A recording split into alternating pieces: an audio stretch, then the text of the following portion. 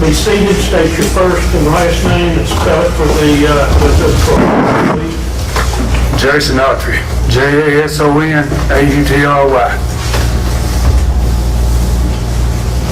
Proceed. Mr. Autry, you came in wearing what appears to be a prison guard. Where are you currently housed or staying? I stayed last night in Henderson County Jail. And you are charged in the case that is on trial this week? Correct. You're charged with murder, kidnapping, rape? Yes, ma'am. I want to ask you some questions about your background first, okay? Yes, ma'am. Where did you grow up? Parsons, Tennessee. And how long, did you live there your whole life, or did you move around that area? I spent probably 16, 17 years in that area, and then I moved into the city, so the Parsons in the city part. I was raised in the country. And how old are you? Ma'am, How old are you? 44. Fixing to be 40. Do you have family in that area? You say fixing to be 44? Yes, sir. Okay. Do you have family in that area? Yes, ma'am. I have a father in there at 1333 Bear Creek Road. I'm sorry, Your Honor, I can't quite hear what he's saying. You got Mr. Autry, you got a hot mic there, so you can speak into that a little more directly or speak up. Okay. Where you want it? Is that good? Right there.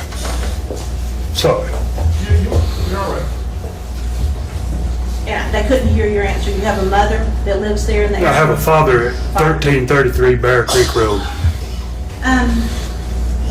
Is it fair to say that you've been in trouble with the law on, Multiple times, numerous times. have you served time in prison? I've been to prison 4 times. Okay. And what are the 4 times for? Theft and drugs. And now this. This will be the 4th time here with kidnapping, rape, and murder. All right. So prior to this case, drugs and theft Correct. on more than one occasion. More than one occasion. Okay. You know a guy by the name of Zach Adams? Yes, ma'am. You see him in the courtroom? Right there, sitting beside counsel, Record, the defendant. defendant. How long have you known Zach Adams? Approximately 15 years, maybe. Do you know other family members of his? I know his brother. I knew his father. His father's deceased? Yes, ma'am. Okay. What kind of relationship did you have with his father? A drug deal, with a drug connection. You said you knew his brother. Who's his brother? Dylan, And who's older, Zach or Dylan? Zach, And between Zach and Dylan, who were you closer to, or who did you have the most dealings with? Zach. You know an individual by the name of Shane Austin. Yes, ma'am. How do you know Shane Austin? I'm first cousins with him. So you know where he lived. 30 Yellow Springs. Was that a house or a trailer? Trailer. And before he got that trailer, do you know where he lived? Like where his parents lived? Yes, his parents lived at 790 Pew Road. And is that very close to where the trailer was? Within a couple miles. Approximately 1.5 miles, maybe. I want to draw your attention back to 2011. Did you have a job in 2011, the beginning part? Yes, ma'am. Who did you work for? Michael Douglas. And what did you do for Michael Douglas? I worked on a cattle farm. I was feeding, upkeeping, just general labor. Okay. Also, I was working with Marvin Taylor Construction. All right. So you had 2 sort of jobs when they needed you? Neither one of them was government jobs. They just paid general labor. There were no tax jobs. They were just general labor jobs. were there periods of time in the first half of 2011 where you didn't have work from either one of them? Yes, ma'am. Did you have your own place to live at the beginning part of 2011? I lived at 310 Benco Hills Road with Angela Smith Scott. And what part, where did Angela Smith Scott actually, you gave us an address, but where is that? That's in Benton County, Tennessee. Benton County is next to what county? Decatur. It's north. It's actually north of Decatur County on 641. And Parsons is in Decatur County? Yes, ma'am. Okay. And what was Angela, excuse me, what was Angela to you? Girlfriend, relative, what? Girlfriend. Do you remember, I'm not asking for dates, but do you remember approximately how long you lived with Angela Scott? It started in 2010 and extended over into 2011. And did you all have a sort of a routine about working and what time you get home and what time she'd get home and that kind of thing? We did. And will you explain to the jury, please, what your normal routine was with Angela? Both if you were working and if on a particular day you weren't working. All right. Me and Angela was in the middle of maybe a decline. The relationship was declining. And I was having to hide my vehicle to keep her from getting in trouble with the children. She had some children by two other men, and my past was causing them to create trouble. And once she was arraigned in court, I had to hide my car at the Quick Mart.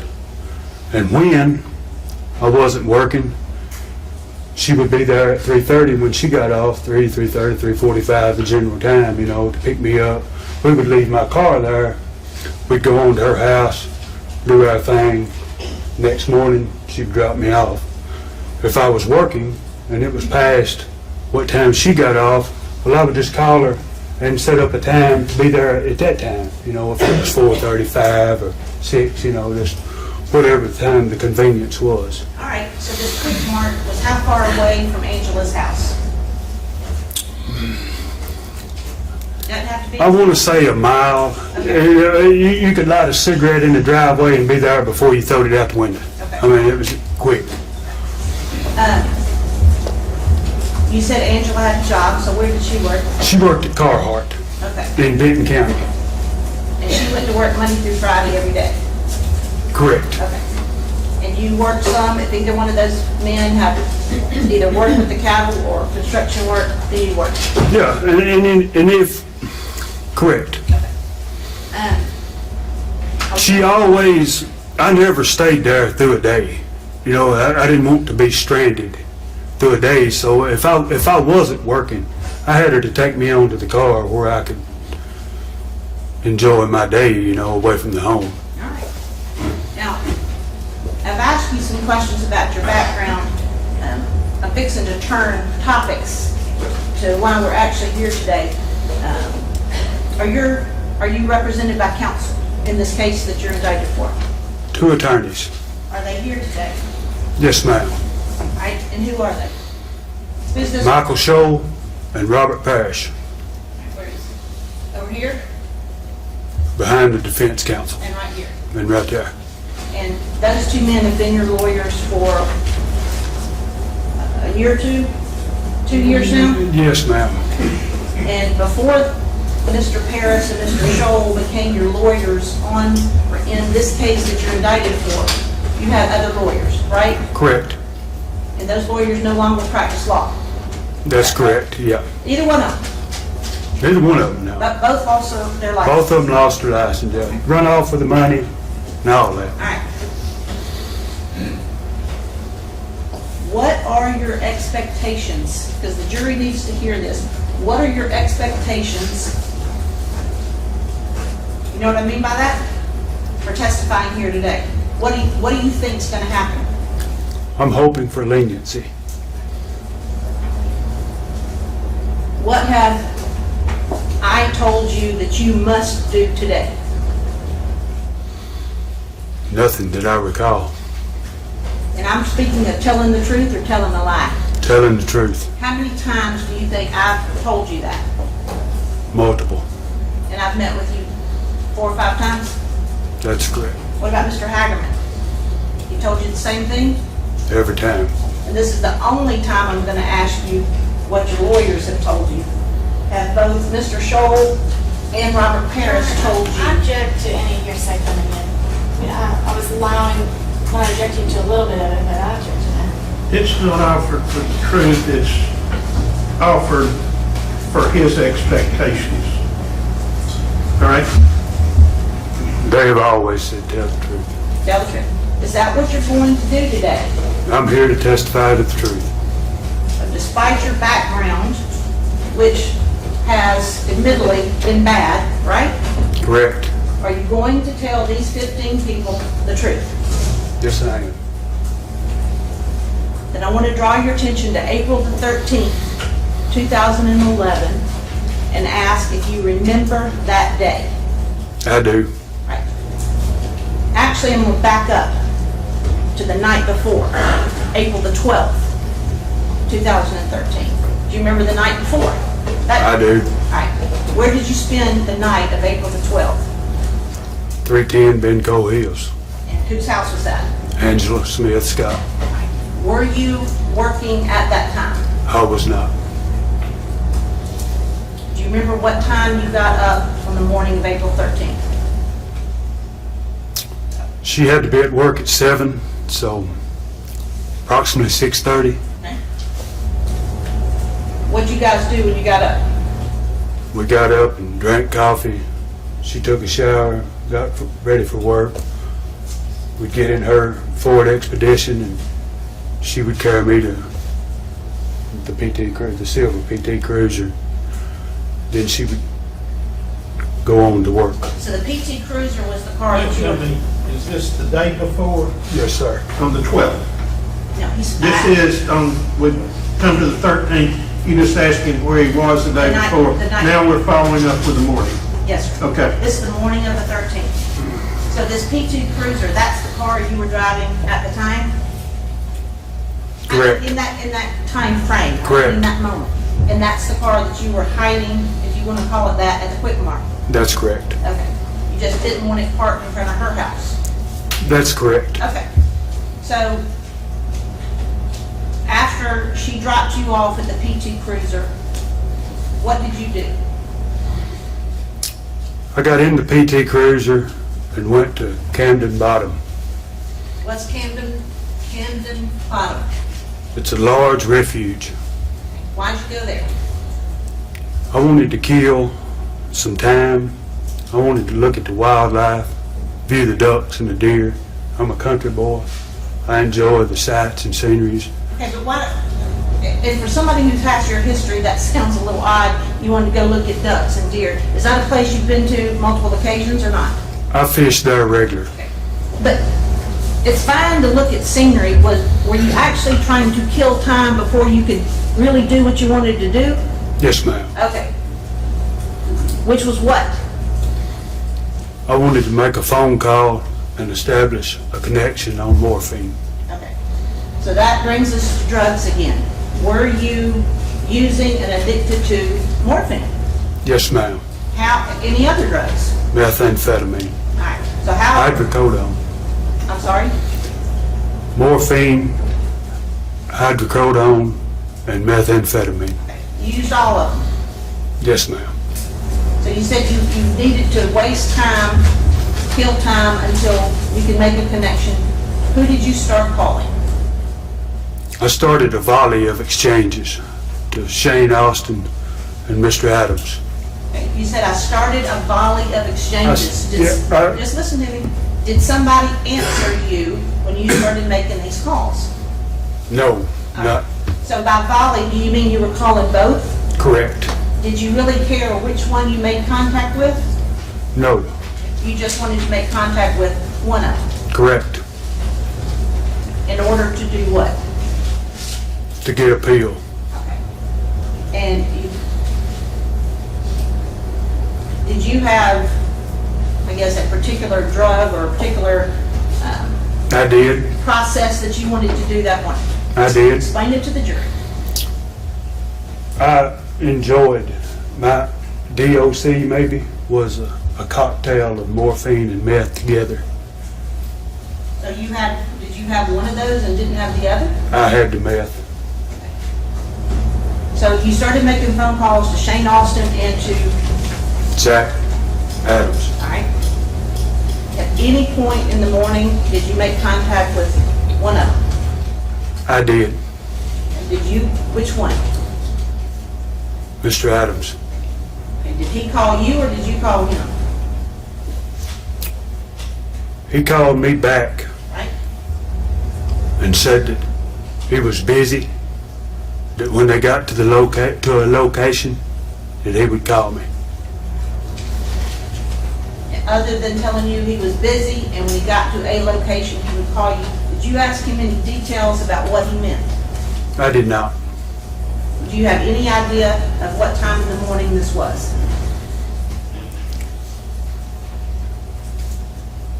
It was after 8. Probably 8:40, 8:50 maybe. Somewhere in that time frame. Well, earlier you said you wanted to kill time until you could make a phone call. That's correct. So how late were you wanting to wait before you started calling them? I made the first phone call. At the river, you can't get a signal. It's pretty tough to get a signal there. It's real low.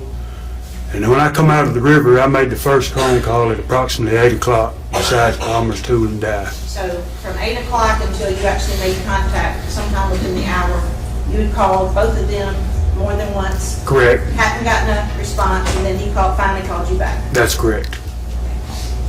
So what did you do after he told you, when I get to the location, I'm busy, when I get to the When I get to the location? location, we'll contact you. Okay. I went that general way. I knew that I headed in that direction. Okay, and I'm sorry, nobody here but you knows in what direction you're talking about. I went in that direction. Well, I left Beaton County, headed toward Decatur County, down Birdsong Road. And why the Birdsong Road area? It was the easiest access from where I was to get there. Plus, it would be a delay. I mean, it was just the easiest access to get there from where I was, other than going down the main road. And did you talk to him again? I did, Who? Mr. Adams. He call you or did you call him? I believe he called me. What did he say? He said, we're at Cousins. What did that mean? That means that they were at 30 Yellow Springs Road, Shane Austin's house. Your cousin. He called him Cuz too. But that's your cousin. Correct. So did you go there? I did.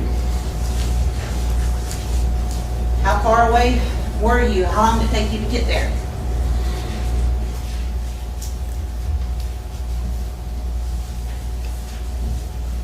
Probably 20 to 30 minutes. Did he just say that we are at Cousins, or did he ask you for something? Or indicate that he wanted you to come there for some reason? When he called me back, he said, I need to see you, I need your help. And then told you, is that the first time or the second time? You said you The talked. second time. I talked to him first, they were busy. The second time, he told me where he was at and he needed my assistance. And when he said, I need your help, what did you think he meant at that point? What did you think the problem was? I thought a batch of meth was locked up, Meaning something in the cooking process was... meaning it had gained moisture and stopped making. Okay. And so, was that fine with you to go help him with a batch of meth? I was under that assumption and it was. Okay. So you headed to Yellow Springs Road? 30 Yellow Springs Road. Will you, if you're standing on Yellow Springs Road, can you describe for the jury, I guess, the way Shane Austin's house trailer sat? In other words, was the driveway down? Could you see the trailer from the street? From Yellow Springs Road, say this is Yellow Springs Road, there's a fence, a gate, downhill into a wooded area of pines. The trailer sits approximately 50 yards from the road, 40 yards from the road, somewhere in that, on the left-hand side. I want you to start at the moment that you pulled into his driveway and tell the jury what happened. Pulled into the driveway, and I got out. The first thing I noticed was a burn barrel that was burning. The second thing was Dylan was standing in the doorway with his shirt off. Shane was walking around saying, "Y'all need to hurry up and get the goddamn hell out of here," and holstered on his side was a firearm. I'm sorry. I didn't. Can you repeat, please, your last statement? Can you say it again, holster? She couldn't hear. Yeah. When I pulled in, there was a large fire burning in a burn barrel. Dylan Adams was standing at the door of the trailer. Just moving it so you can talk. Dylan Adams was standing at the door of the trailer with his shirt off. Shane was walking around in the yard hollering, "Y'all need to hurry up and get the goddamn hell out of here," with a firearm holstered on the right side. Zach was standing at the door of a white 4x4 Nissan Frontier. I instantly got to Mr. Austin and bought a pill. Bought a morphine, 100 milligram. Walked directly back to the PT Cruiser, broke it in half, cooked it down, and shot it.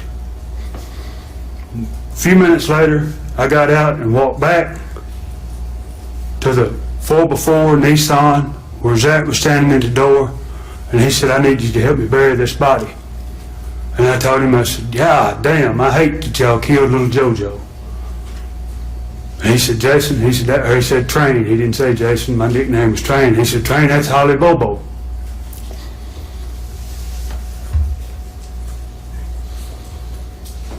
Who's JoJo? Why do you think it was JoJo? Some days before that, Joe owed some money for some pills. Him and Jack is enemies. They was talking about killing him for the drug debt. Was there also another relationship between, or another connection between Joe and Zach? Shane, Was there a woman connection between Joe and Zach that you know of? there's a child, both of them have a child with the same woman. So you knew there was bad blood about a drug deal, you knew there's bad blood about, There was some stuff that happened. One child got abused, maybe. when you said, "That's not JoJo, that's Holly Bobo," what'd you do? I was clueless. I didn't know Holly Bobo. You've since come to know who she was, or is. Well, pictures, TV's pictures and stuff like that. So, let's be honest, did you really care one way or another about the body that was in the back of the truck? I did not. Describe for the jury where the body was and what you did after that. The body was laying in a multicolored farm-style blanket. It looked like multiple colors. Wrapped in the blanket, laying up against the back. So the truck is sitting here, it's laying against the back. Instead of laying long ways, it's laying this way. from the moment you figured out that he wanted help with Holly versus help with the batch of meth, were you willing? Yes, I was. Tell the jury what happened, what you said, what he said. He asked me would I help him bury the body. And I said, yeah. I said, I will. And he said, but I said, I want to leave my car somewhere else besides here. I said, I don't want Shane or Dylan to know that I got involved in this. So I told him, I said, meet me at Yellow Springs Church. I'll park the PT Cruiser in there and I'll get in the truck with you. All right, and so while you were having this conversation with Zach, where was Dylan? Dylan never came out of the trailer. All right, where was Shane? Continuing putting stuff into the burn barrel. Did you say putting stuff into the burn barrel? Could you see what he was putting into the burn barrel? The smell was an appearance of camp fuel and meth. It was a large blaze. The area was tight, and you could smell the smell of a meth lab burning. Okay, I understand what you could smell, but could you see what he was putting in? I could not say. I never made it that far down. I never made it past the door of that 4x4 front door. The door, I didn't hear the door, what? I never made it past the truck door. You said earlier that Shane was saying y'all got to hurry up and get out of here. Did he say why? He had a satellite. He said there was a guy coming to install a satellite and he didn't know what time he'd be there.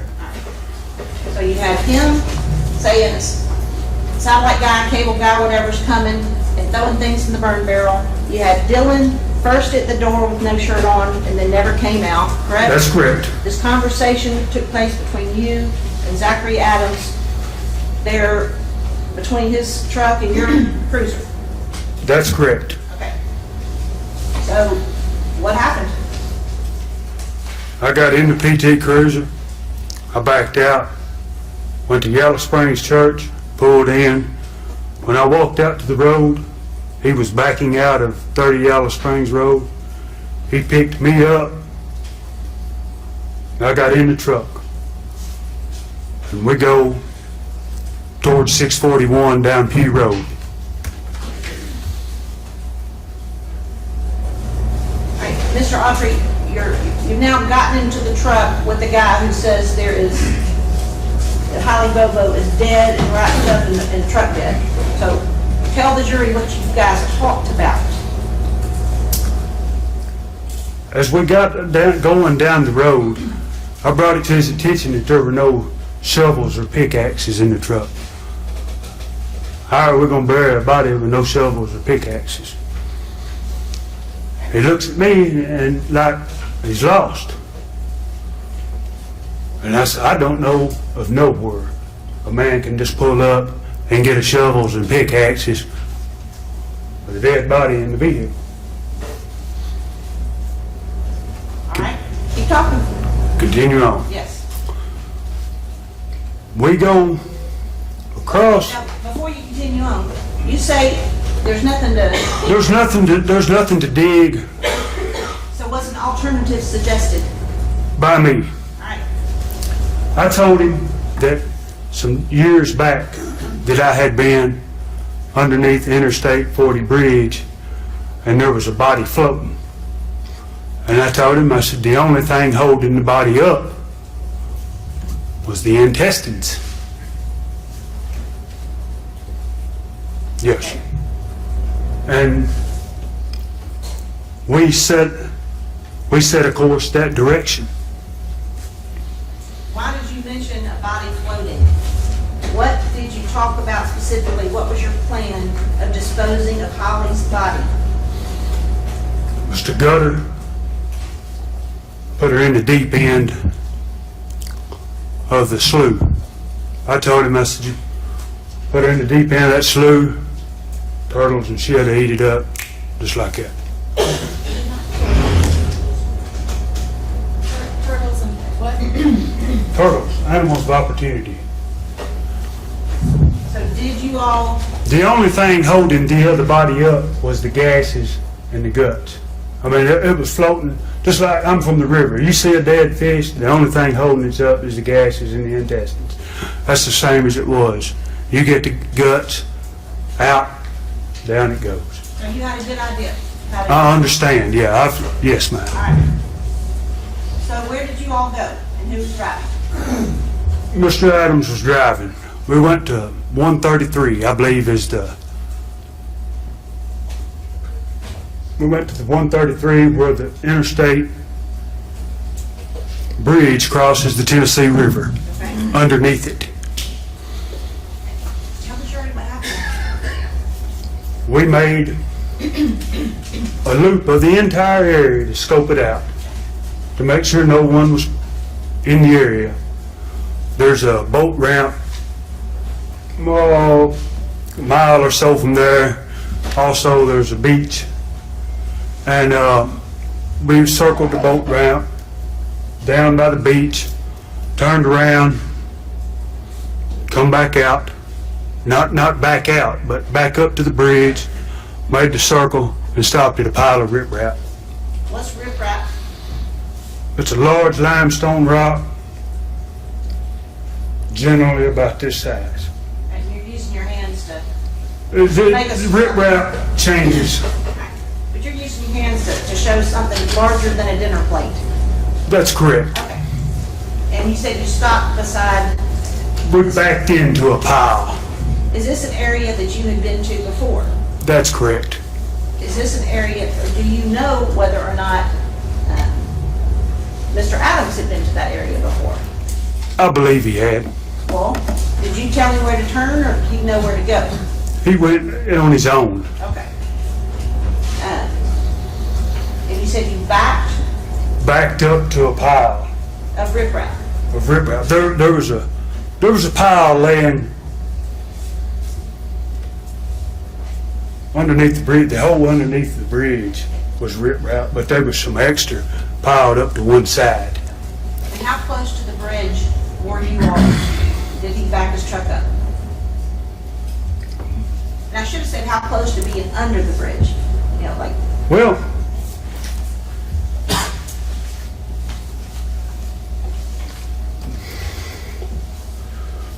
it was something like that. I don't know footage-wise. I mean, it wasn't directly under the bridge.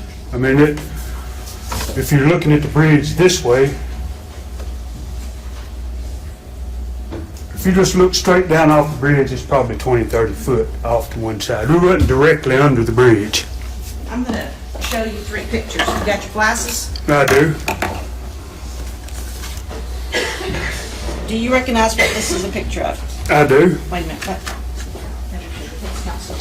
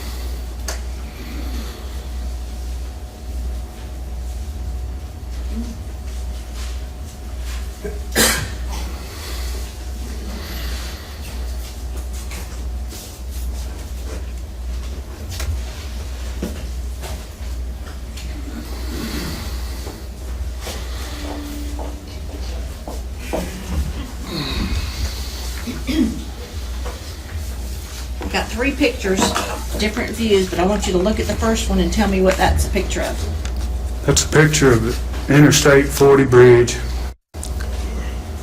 The location of the pile of riprap. What is the next one? Is this This is the absolute spot. right, so a closer up view? of That's correct. All right, and the third one? I guess it's just a replica of the same one you had. Except for what? Is it even closer? Yes, ma'am. Okay, and what, can you see a trail in the third one? Between the riprap pile and the lake. Your Honor, to ask these, Mark, is the next. 177, 178, and 179.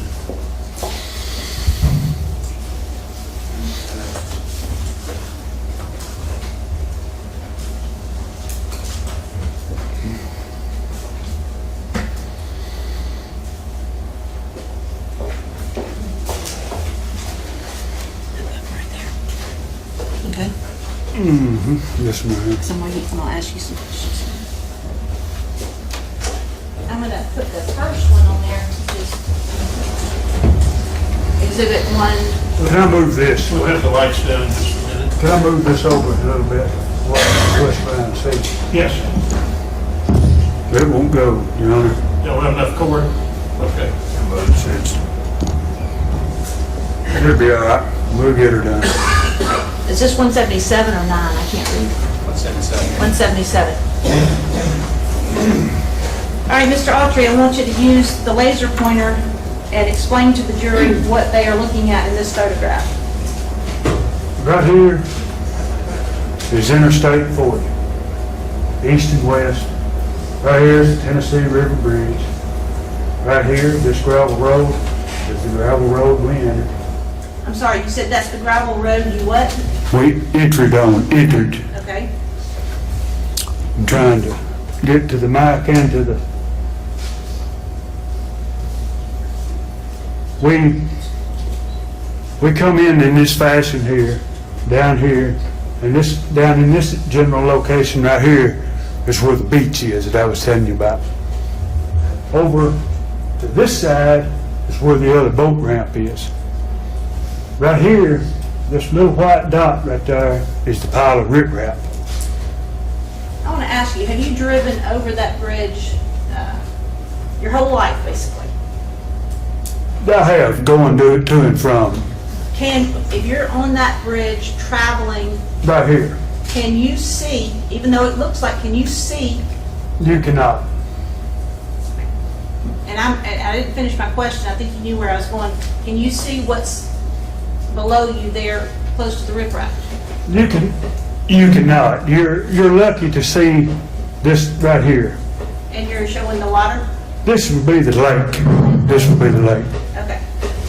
Let me put the next one up. I'm sorry about the inconveniences. All right. What is this one?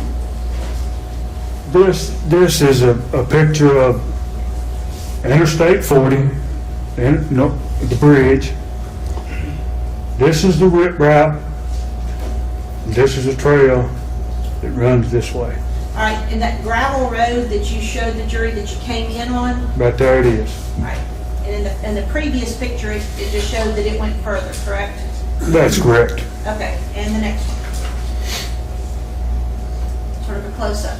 That's correct. Now, in this picture, you see the edge of the highway or the bridge. Is that right? That's correct. And there appears to be a barrier. In other words, where you won't go off of it Right here. if you're traveling? Right here. Okay. And is that part of what obstructs your view if you're traveling down that road? It is that factored in with elevation. All right. So do you see the pile of, let me ask you this, is this what it looked like then, or does it look different now in this picture? It looks different in this picture. All right. What is missing or what is different? This right here was bigger and was green like that right there. Was green. What do you mean bigger? There was more rock there. Okay. Show the whole area where there was rock back when. It looked, you see how this looks tall? It was all in that fashion running out. Okay. We can take pictures down. And get the lights back up.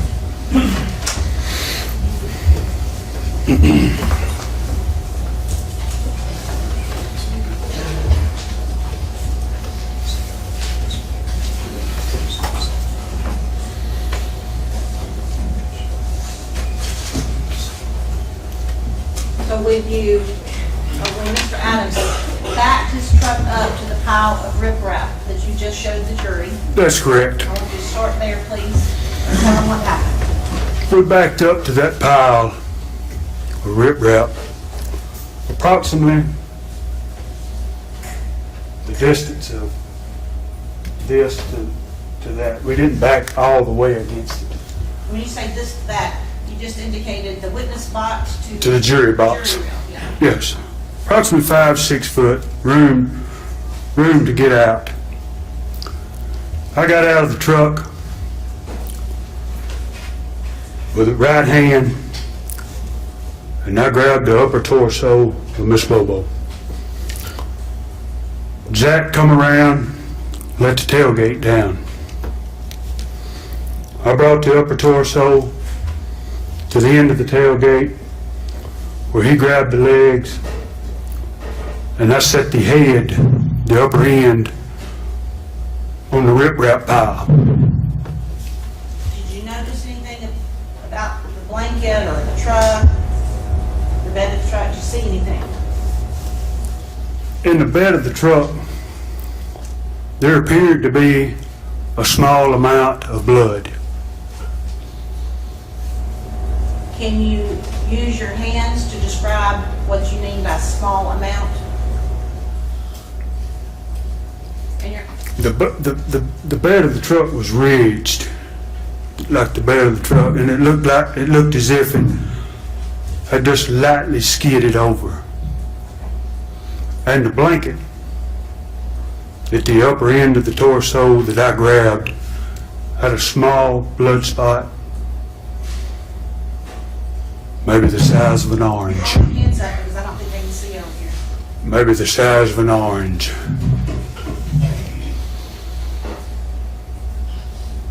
Did you look inside the blanket?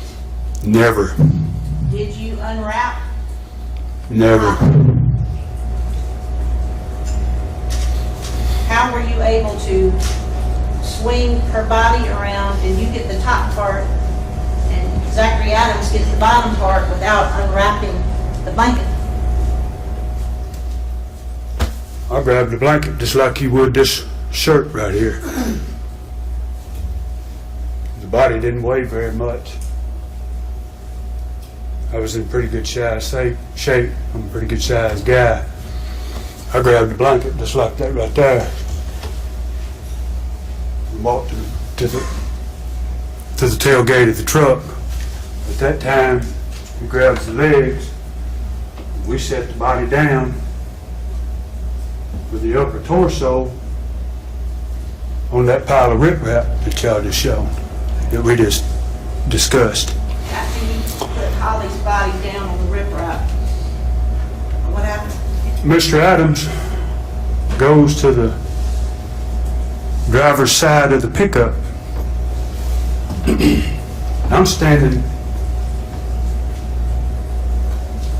I'm standing over the top of him with my hands upon my knees. She being right here. And at that time, I see the foot move, a movement, and a sound of distress that sound like come out of the voice, come from the blanket. At that time, I walked to the door, to the passenger side door of the pickup, and Mr. Adams was digging in a fanny pack. I told him, I said, this fucking bitch is still alive. We just stopped for a second. I walked to the front of the truck. I told Jack, I said, she's heard my name called and heard me talking and all. At that time, he wheels around, walks back to the driver's side pickup, out of the floorboard of the pickup, he pulls a pistol, the same pistol that was holstered on Mr. Austin's side at 30 Yellow Springs Road. And I said, whoa. Now, let me ask you something here. Did you say whoa because you thought you were gonna save her life and stop him from doing something bad? Or did you say whoa for another reason? I said, whoa, for another reason, to go look. Where'd you go look? As we showed you on them 3 pictures, I'm gonna put back exhibit 177 up there. I said, whoa, and I run all the way across here to about this area and looked that way to see if anything was coming. How far could you see down there? Maybe 250 yards. It's a long, pretty long stretch from right here to the next curve.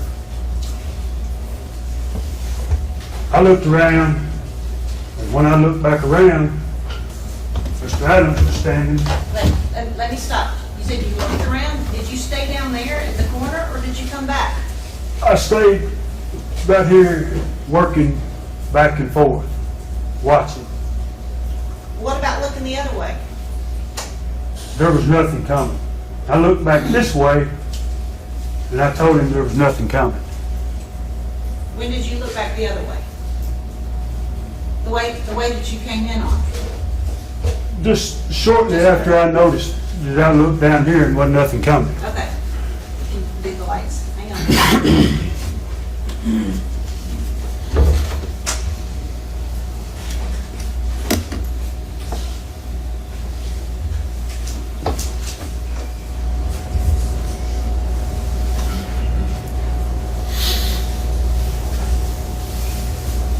All right.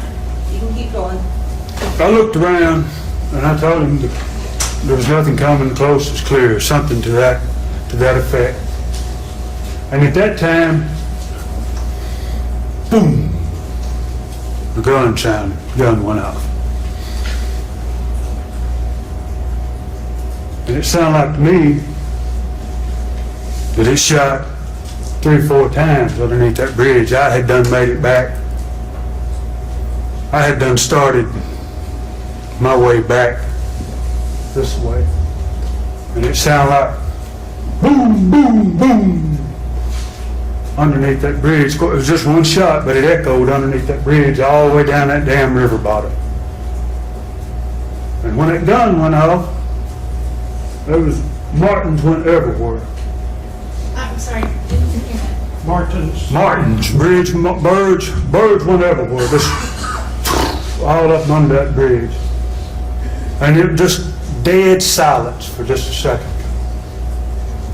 I was still in this general location right here. And I heard a boat.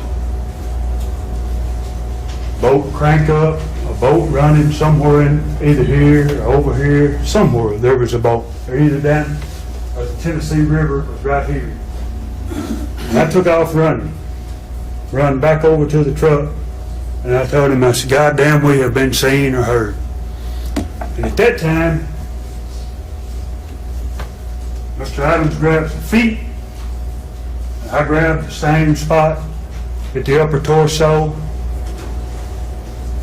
The blood spot was probably the size of a grapefruit at that time. We load the body back into the truck in the same fashion, shut the tailgate, and tear out of there like wild Indians, just driving a racket. And I told him, I said, this is a federal refuge. There's no firearms supposed to be allowed down here. If they see us driving like this, we're going to be the suspects. So we slowed down. Now, those are the exact words you used? Did you say it that calmly? This is a federal refuge, we will be suspects? Of course not. I mean, that's, Now, what'd you say?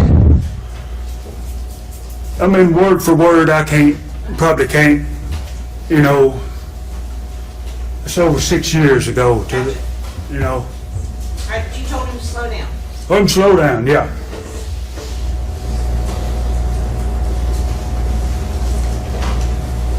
I want to, before we go any further about where you went, I want to back up just a little bit.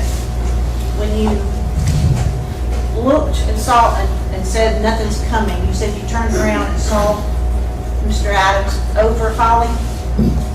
That's correct. Can you, Your Honor, may this defendant come over here and demonstrate Yes. what he saw? Yes. Mr. Autry, Go would you step down. and come over here. I want you to stand here, facing the jury, and show them the position of Holly's body and where Zachary Adams was standing. This is the rip wrap. Pile of rip wrap right there. We pointed. I set the body down with the upper torso inclined, like you would set, like this right here. When I was standing over here, Mr. Adams was standing at the upper torso at this fashion. So he was I could standing not up. see him below the vegetation.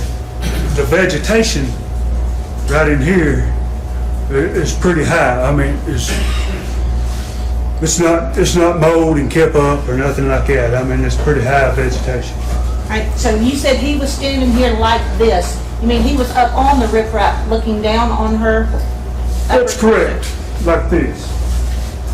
All right. Did he have anything in his hand? Yeah, the pistol. Should you sit down? When What? he got the pistol out of the truck,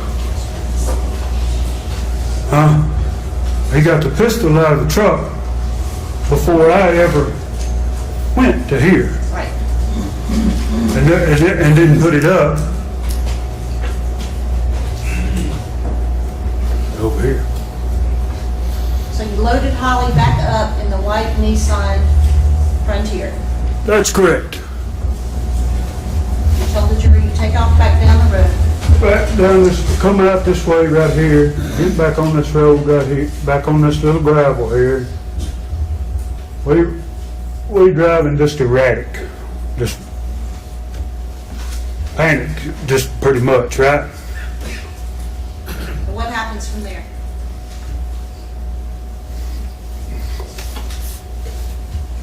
We travel back is, you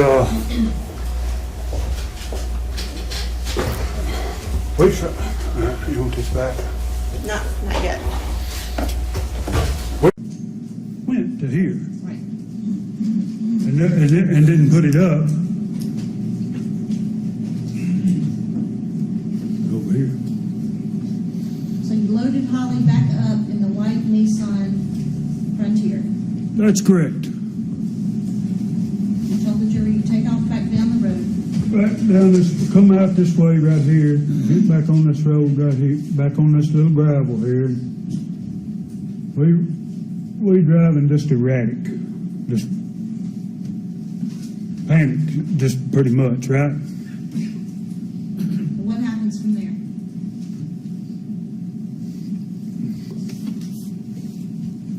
We travel back is, you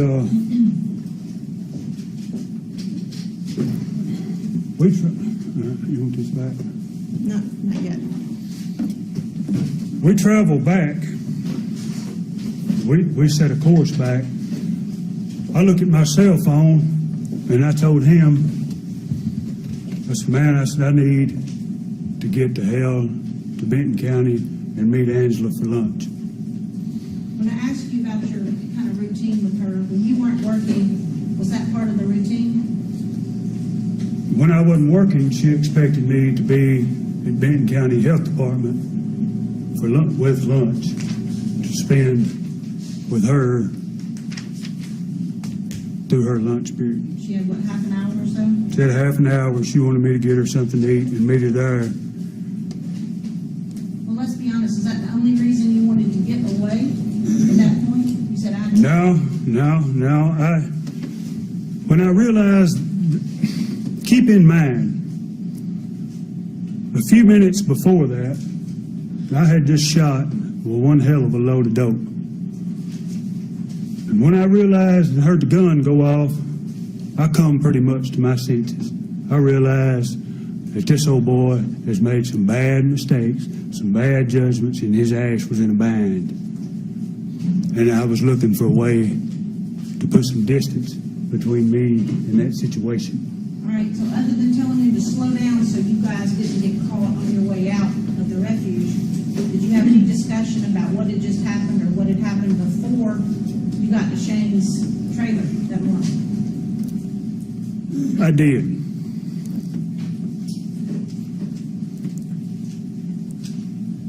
Approximately, just as briefly, I mean, after the most intense part of it got gone, I asked him, how did she get here? How did you know her? And he said that Natalie Bobo was working at a strip club at North 40, prostituting for drugs and stuff like that. She had been coming down there, fucking him, and left the idea that victim Bobo was going to be in a threesome with him. Been showing him pictures of her and stuff like that. He also said that the victim had been to his house before. He said all this from the time y'all left, headed back. That's correct. Did he tell you how she ended up in the truck? Because that doesn't answer that question. How'd she end up wrapped up in a blanket in Zach Adams' truck? Days later, he did. Not that day. It was days later. Okay, so where did you go at that point? We went back. I went back to the PT Cruiser and got back out. Got into the PT Cruiser. Went to 641.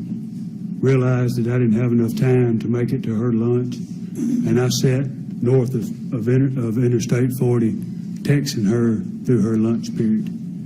When I pulled out, Zach was pulling back in 30 Yellow Springs Road, which was Austin's.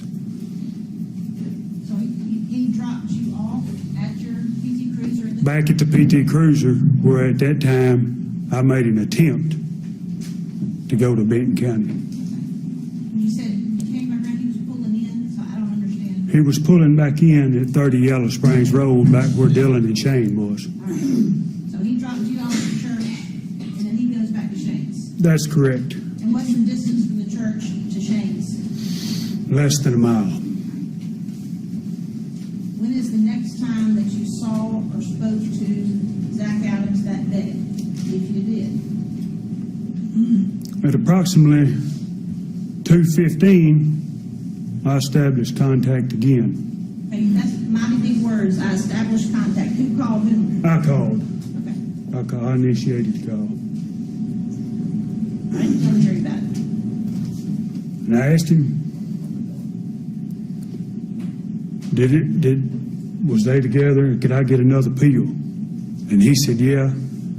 That Dinsmore was over at Dottie's. Victor Dinsmore was over at Dottie's. We would run over there and get the pill. And I told him, I said, well, we're going to have to hurry up. I got to be back over here at the Quick Mart at 3:30. This was approximately 2:30 when I arrived back at 235 Adams Lane. All right, so you called him, wanted more morphine. That's correct. All right. He said, okay, y'all were going to go to Dottie's. Who's Dottie? Dottie owns she owns a a BP and Marine. Victor was working at her home, Okay, remodeling some cabinets, all right, I believe is what, don't take it that he was working in the home. okay. Was Zachary your connection to Victor Dinsmore? Is that why you? I had two connections to Dinsmore. It was Zach and Shane. Okay. At that time, me and Dinsmore was not, I had never purchased nothing directly from him, and I was having to go secondhand to get the stuff. So where, you said, where did you meet back up with At Zach? 235 Adams Lane, And who lives there? Mr. Adams, And is there another house there at the top of the driveway, real close? Grandpa. Okay. And you had been over there before? Yes, ma'am. When you pulled up at Zach Adams' house, that afternoon, you said around 2:30? That's correct. Who was there? Shane, Dylan, and Zach were standing outside in front of Dylan's Silverado pickup. Was the white Nissan Frontier there? No, So the car that you had been in, or the truck that you had driven with him to the bridge, it wasn't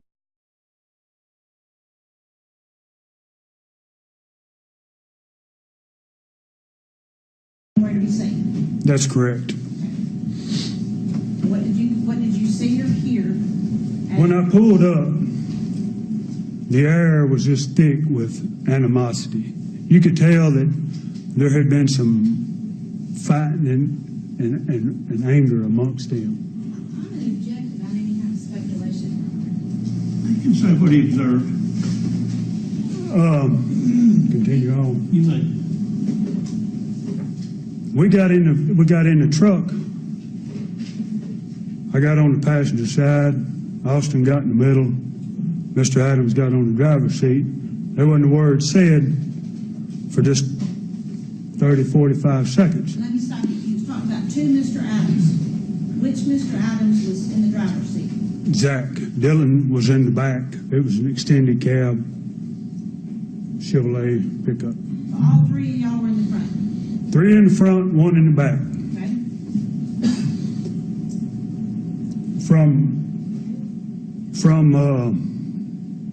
From Zach's house to Dottie's house, where we was headed, is less than 2 miles. I mean, you can be in there. I mean, it's less than 2 miles, probably 1.5 miles. I don't know exactly. We got in there and we pulled out of the driveway. Him and Shane started arguing. Who's him? Zach and Shane. Okay? We pulled it in. Arguing about what? Finish that thought. Yeah. Well, Shane told him, he said, you didn't have to kill her. And Zach told him, said, you're just as damn guilty. You hit it. And Zach told him, said, you shut your fucking mouth. I'm sick of it being discussed. We're here. We pulled up. And he told him, he said, I'll whoop your goddamn ass. And they got out of the truck at Dottie's. And one lick was exchanged. Zach hit Shane. Dinsmore pulls up. Dinsmore comes outside, and this unidentified lady and stops it. Well,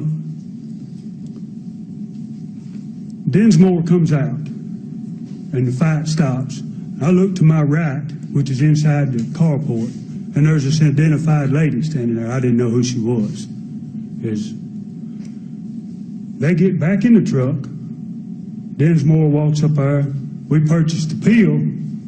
Dinsmore said, your wife said she spoke to you.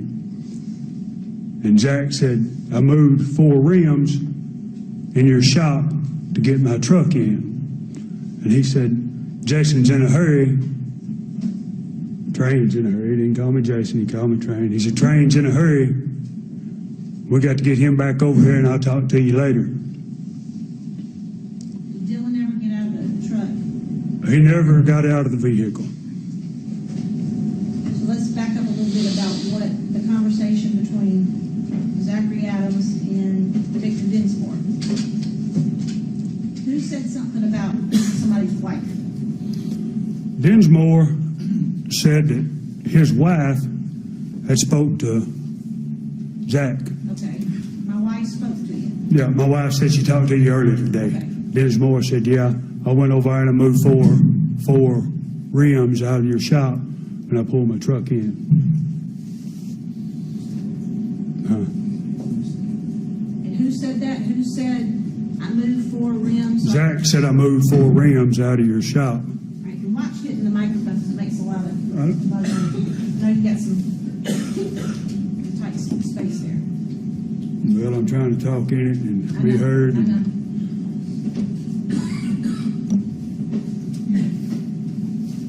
So, you went there to get a pill. Did you get a pill I did. directly to you or through Dinsmore to Zach? Dinsmore walked up to the window. They paid the money, my money, and the pill just come across from one hand to the other to me. And that was kind of the gateway that day that broke the ice that led into the future of me and Dinsmore being quote unquote friends. Once I made a drug deal with him, you know, he realized that I want to back up to the part where they were arguing about Holly. And I want you to use names instead of he said or him. Who said what about you didn't have to kill her and you're just as guilty, you hit it? It was unclear to me who said what. okay. Mr. Austin said, you didn't have to kill her. And he looked at him, Zach looked at him, he told him, he said, you're just as guilty. You hit it. Are you using the word you hit it? You hit it? Yeah. Okay, what does that mean? What does that mean? Fucked her. So he said, you're just as guilty as I am, you hit it. Yeah. And then what happened after that?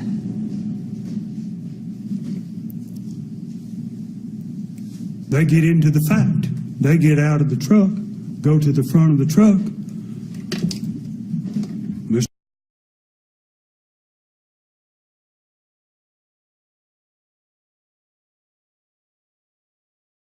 Had any marks around his eyes or face? He got 2 days later, I seen him with a black eye. From the moment of impact, I wasn't around long enough to see the blacking. I mean, it was red when I got out. 2 days later. So you all left Dottie's house, is that correct? That's correct. Went straight back to 235 Adams Lane. And when you got back to Adams Lane, was the white Nissan Frontier back there? Was it still gone? It was not there. Did you hang around or did you leave when you got back? I did not. As I testified that I had to be in another county at 3:30, and that was from where Zach lived to where I had to be. It was 35 to 40 minute drive. If you pushed it, you know, you really had to go. So I didn't have enough meth left to supply. So I wasn't going to stay anyway. I didn't have enough to get everybody high. I just had enough for me. I was an addict. I was looking out for me. You used a phrase a minute ago, is that opened or broke the ice. We're talking about what had happened earlier on the 13th. With Dinsmore. Is that what you're saying? Well, no, I'm saying that what you heard on the way to Dinsmore's and at Dinsmore's sort of, well, okay. So you're saying that broke the ice with Dinsmore? Yeah. Okay. As I testified, the reason that I didn't go directly to Dinsmore to buy the meth is because, to buy the morphine, is because I had never purchased nothing directly from him. So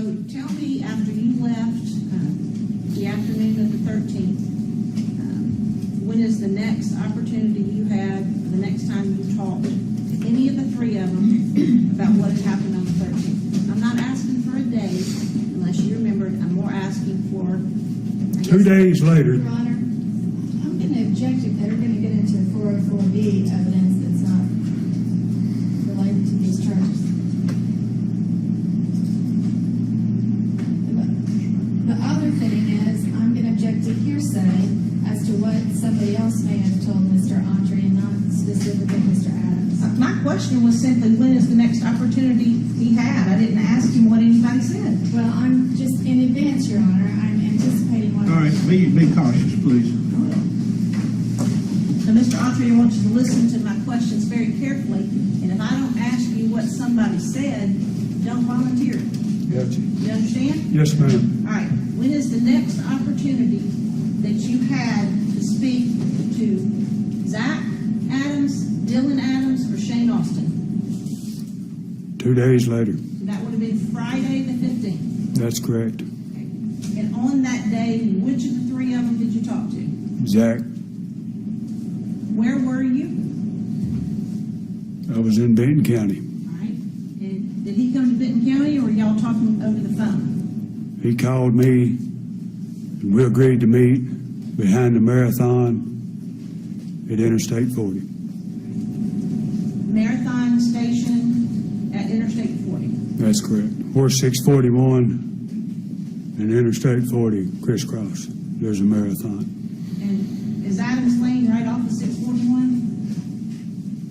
From there, it's a mile or so. It's close. So my question was, is Adams Lane, does it run directly on 641?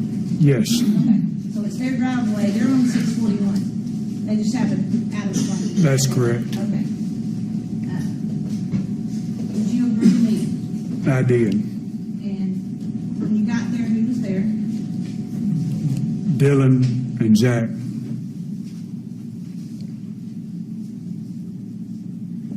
And did y'all just pull up in front of the store, or did you meet somewhere else? At the marathon, there's a side road that cuts back behind it. We met in a wooded area, maybe a quarter mile from the marathon. And is that an area that you had been to before? That's correct. What was back there in the thicket? Marijuana. Whose plants? Mine. Had Zach Adams been in that location with you before? Like when you said meet at the marathon? He's never been in there with me before. So you pulled up, he pulled up, correct? I was there first, and he pulled in behind me. What vehicle were they in, and who was driving? They were in Dylan's Chevrolet extended cab pickup. Your Honor, at this time, we need to approach. Your Honor, I'd ask for a jury out hearing if there's going to be any kind of jury discussion, so we can get it on the There record. will be. Okay, take the jury to the jury room, we'll send for them.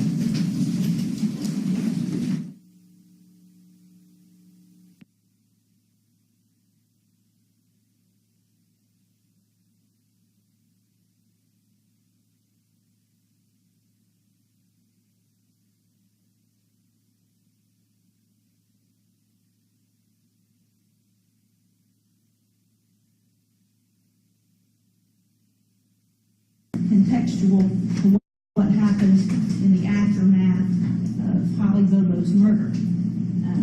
But just in case you find it to be fall within 404B, I didn't want to start it without. Okay, So I think the better, I'll outline for you what I believe, and then I'd like to put on proof to Mr. Autry. Once they were parked in the parking lot of this marathon, there was a conversation between Mr. Autry and Zach Adams. A request was made by Zach Adams, and that's the testimony I'm going to ask the witness. okay, go All right? ahead. So, Mr. Autry, lean forward, make sure that Judge can hear you. When you were there first, you said that he pulled up in Dylan's extended cab, is that correct? That's correct. Right. Did you get out of your car, or I did not. did somebody come to your car? Zach come to my car. Okay?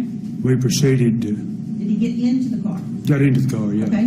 He's on the passenger side, you're on the driver's side? That's correct. Did you have a conversation? That's correct. Did you tell the judge the entire conversation that you had?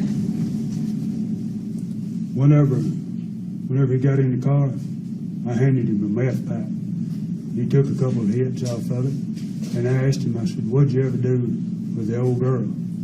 He said, we throwed her out over near Kelly Ridge. He said, that's not the main reason I'm here.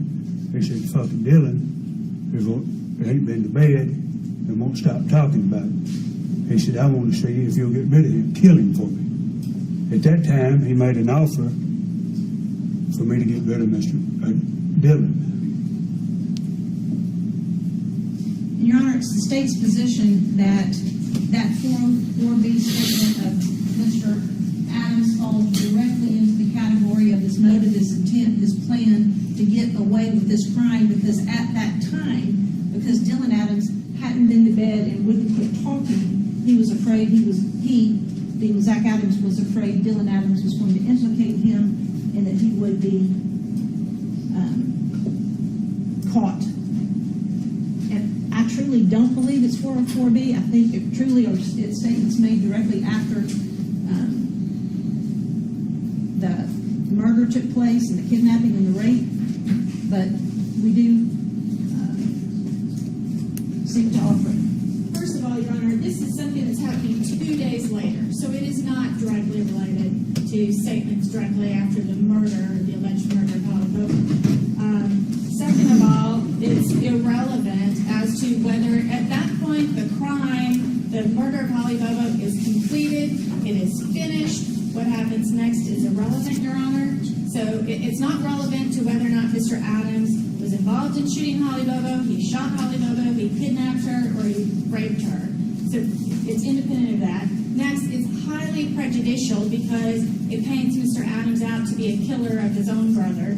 Somebody who, that's a second murder, or second attempted murder that they're trying to pull in here.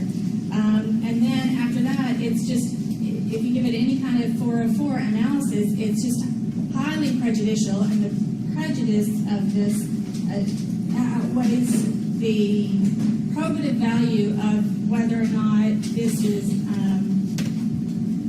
probative value that it has as to whether or not Mr. Adams killed Holly Bobo. We've already heard that. The whole murder is complete. We've already heard all the murder information. And at this point, these are just additional crimes and wrongs that they're trying to bring in. It doesn't show a pattern because it doesn't show anything about the murder. The murder is completed, allegedly. We're going to believe Mr. Autry. The murder is completed. It's final. And so now what they're trying to introduce doesn't go to show anything about the murder. And we, of course... It's contextual.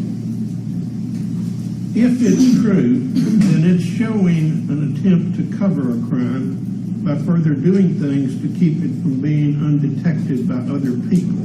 But he's not charged with that crime. He's not charged with trying to cover up the murder. It's part of the context, though. The court finds that it is particularly probative in this case, and it doesn't really go to a character trait. It goes to an attempt to keep something from being discovered, and the court finds that its probative value does outweigh the danger of unfair prejudice. So even if it's 404, which I'm not sure it is, I think it's contextual, the court finds that nevertheless it would be admissible. Okay?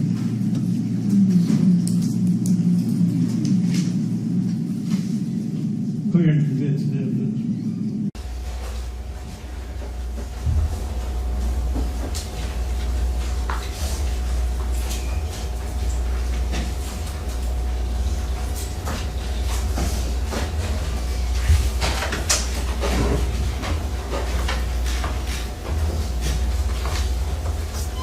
Mr. Johnson, you may have a seat. We're going to continue with your testimony.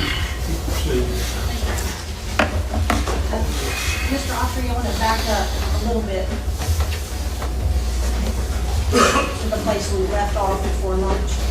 I want you to begin with Friday, 2 days after Holly Bobo was shot in front of you when you met Zach Adams at the Marathon Station, okay? Correct. That's where I want to pick up. And then we'll back up just a little bit about you showing up and him showing up, and then go forward from there, okay? So that evening I received a phone call, and he asked me to meet him at no set location, but I decided, I named the location, and we met at the Marathon at 641 and Interstate 40 in a pine thicket. And then what happened? I got there early first. Zach and Dylan pulled in behind me in a extended cab, Chevrolet pickup. Zach come to the front seat of the car, sat down. I handed him a meth pipe. I asked him a question. I said, "What'd you do with that girl?" And he said, "We throwed her out near Kelly Ridge." He said, "That's not the reason I'm here today." He said, "I'm here over Dylan. Dylan hadn't been to bed. Won't stop running his damn mouth about this shit. He's gonna get us in trouble." And when he told you that, how did you respond? I asked him what he wanted done. Okay? Tell the jury what was said. He said his grandpa Dick would probably pass in a few years, and if I'd kill Dylan, that he'd give me a portion of the money and let me live in one of the houses. I did not make an agreement. I told him, I said, "It's something I need to think about, but I'm not prepared to do this today." Did he indicate to you how he wanted it done, or when he wanted it done? He did not. And when you said that to him, what did he say? He told me if I decided to do that, to let him know. And I told him, I said, "When I get done with that, you'll probably be next." Meaning what? Meaning I was going to kill him too. And what did he say or do after you said that to him? He hit the pipe a few times, and I asked him, I said, "What's going on with Shane?" And he said, "I hadn't seen him." And I said, "Well, I'm fixing to go visit him." All right, let me stop just a minute.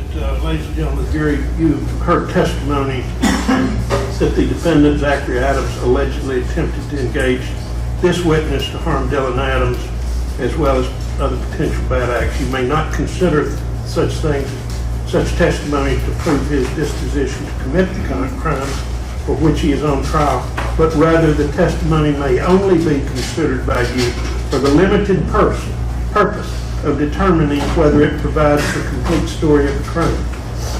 That is, whether such testimony of the charged offenses are logically related or connected so that the testimony of the other tends to prove the one charged or is necessary for a complete account thereof. Okay. Why did you make the statement that you did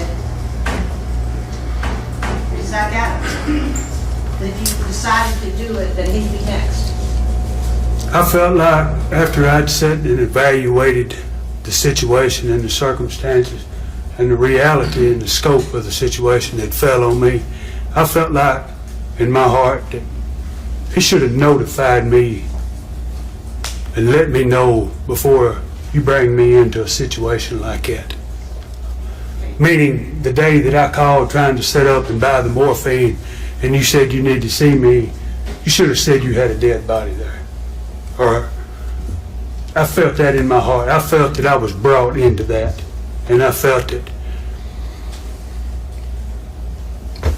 that's what I felt.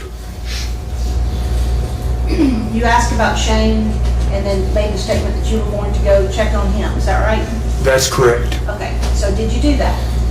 I left there and stopped at the store, Dottie's, and got 2 beers, 2 quarts of Bud Light.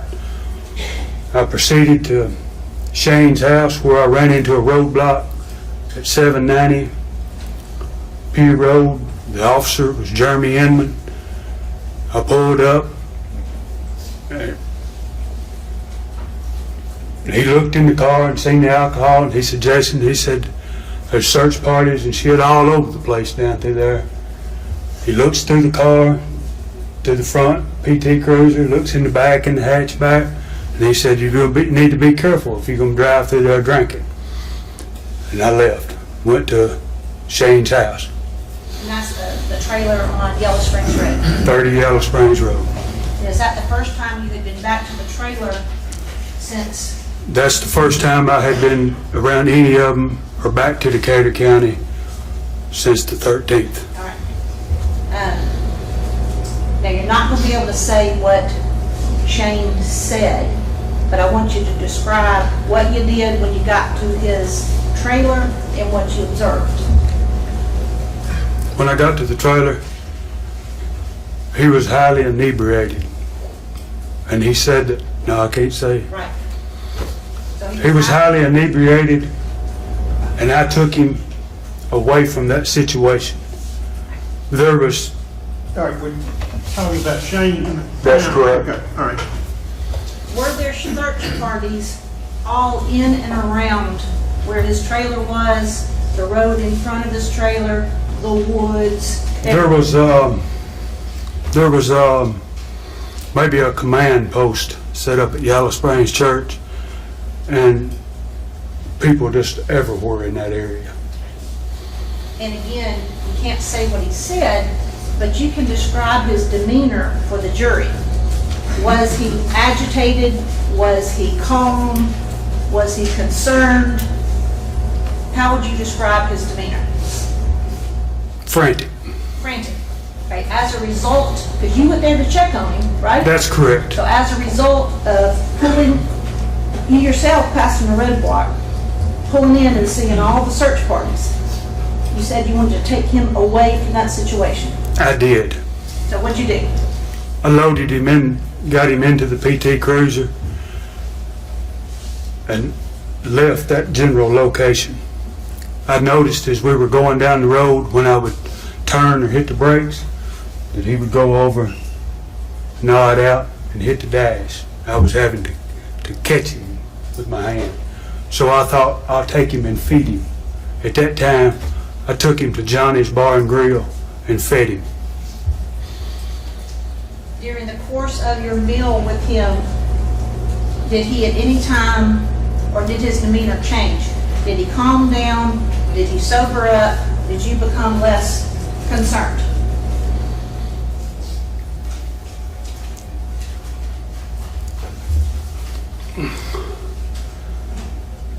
You know, we were in a bar and he was not drinking, so he naturally sobered up a little bit, but there was numerous people in the bar, and we left there and went to another bar where he did kind of sober up after he ate, but he never really come to just complete sobriety. Again, not asking what he said, did you have a conversation with him about what had happened to Holly? I did not. Not that night? Not that night. Right. So after taking him to eat and then to another bar, did you take him back home? I did. Okay. I did, and at that time, dropped him off, went back to 310 Benco Hills to Angela's house. Dangerous. Yeah. Right, so that's the conversation that you had with Zach 2 days after Holly was killed. When is the next opportunity that you had to talk to Zach about any of this? And I'm not asking for a date. I'm more asking for an event or... I called him and I told him, I said, I've thought about that,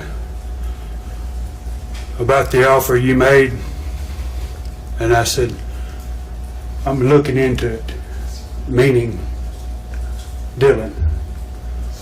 At that time, day or so after that, I loaded Dylan up in the truck with a bass boat and carried him to the Tennessee River. Let me back up. When you called him and said you're looking into it, did you ask him anything about whether his offer was still good? I did. Okay. Okay, well, Yes. tell the jury, Maybe we ought to identify by name rather than pronouns, okay, to make it clear. when you called Zach Adams, did you talk to Zach Adams about the offer that he had previously made to you? I did. Okay, would you tell the jury the whole conversation? It was a brief conversation. I asked him if the offer still stood. He said, yeah, when Papa passed and the land and the money transfers hands. And I said, all right, I'm thinking about going through with it. And I did set up a date to take Dylan to the river. Okay, did you set up a day to take Dylan to the river with Zach, or did you set up a day to take Dylan to the river later on? Did you set that up with Dylan? I surprised Dylan. I knew that he was home and his papa was at the water plant. And I showed up with a boat and a little marijuana and lured him into going. All right. So what'd you tell him? And again, I asked him if he wanted to go bass fishing. and did he get in the car with you to go bass fishing? Just, yes. Tell the jury what happened after that. We go to the Tennessee River, put in the boat. We run to Cub Creek. We start bass fishing up a bank. Dylan catches a little old grinnell. Little old what? A grinnell. Okay. Has me to come back there and take it off. He was scared of the teeth that it had. By that time, we had been there maybe an hour or so, drinking, smoking pot. And I was trolling down a channel, looking for a place to put him. And a little old John boat come up, pulled up beside of us pulled up beside of us and asked if we was catching anything, and he knew Dylan's grandfather. At that point, that stopped everything. We had been spotted. There was no, he positively identified him, and I bought the boat from Cherokee Boat Dock, and he knew the owner of the boat that I bought the boat from. So he did not know me, the guy didn't, but he knew the owner of the boat, and he knew Dick Adams. So you had a conversation with him, and you realized at that point, he knows your boat, he knows Dylan, he knows Dick Adams. You've been seen. That's correct, yeah, been seen. So we finished the day, what with a portion of the day, fishing and just enjoying it, so to speak. He gets inebriated, drinking, and starts talking. And I asked him, I said, man, I said, at any given time, I said, you could have done like me and walked away. Because in my mind, the last time he seen me, I was leaving 30 Yellow Springs Road, and he did not know about the bridge and all that. He stayed there. So I'm thinking that he thought that he didn't know Jason was involved in anything. What happened? He said that, Your Honor, I'm going to He can't say what he said. huh? You can't Carry say on. what Dylan said to you. You can't say what he said. You can say what you did in response to it or what you said to him, okay? But you can't say what Dylan said to you. Let me see. Did he give you certain information? That's correct. He gave me information as to whereabouts the rate. Your Honor, I'm going to object. He's All right. saying Hearsay. It's tricky, so just listen to me carefully, okay? Did he give you certain information about April the 13th? That's correct. And after hearing that information about April the 13th and what happened, did you take certain actions? Did you do something in response to that information? Your Honor, I want to make sure they're not trying to backdoor any hearsay in by then. She knows what my ruling is. So you can answer that. Based on, or after hearing that information, did you go somewhere Did you I do did. something? After hearing that information, I went to where the alleged rape was occurred. No. After hearing that information, did you go somewhere? I did. Where did you go? Your Honor, I think now he's saying wherever he went is where the alleged rape occurred. He's now saying Judge, that's... All right, you'll disregard what he said, just see if we can get more directly to the point. Where did you go? I went to my grandmother's barn. Okay, well, let's talk about your grandmother's barn. First of all, is your grandmother and Shane Austin's grandmother the same person? That's correct. Where was her barn located? Yellow Springs Road. Where was her house located? 200 yards across the road. All right, so you got a house on one side and her barn on the other side. That's correct. And are they, I mean, can you, if you're standing on her front porch, can you see across the road to the area where the barn is? You might see the roof in the fall. Okay. And where in relation, and let me ask you this, had your grandmother recently passed away? Grandmother and grandfather. So was the house vacant at that time? That's correct. Was the barn being used at that time? No, ma'am. All right. So you go to this barn, and again, without saying, without repeating what Dylan told you, what were you doing at the barn? I was there to clean up any possible evidence left behind. Did you see any evidence that needed cleaning up? I did not. Will you describe for the jury what the inside of that barn looked like? It was an old corn crib with hay. If you walked in the front door, there was hay laying to the right, with 85% probably of the roof blown off. It was in severe deterioration. Did you actually go into the barn to look for evidence? From the door, you could see the scope of the entire, you know, I mean, it was no huge barn. Did you move anything? Did you clean anything up, or did you just turn around and leave? The area looked normal, and I turned around and drove off.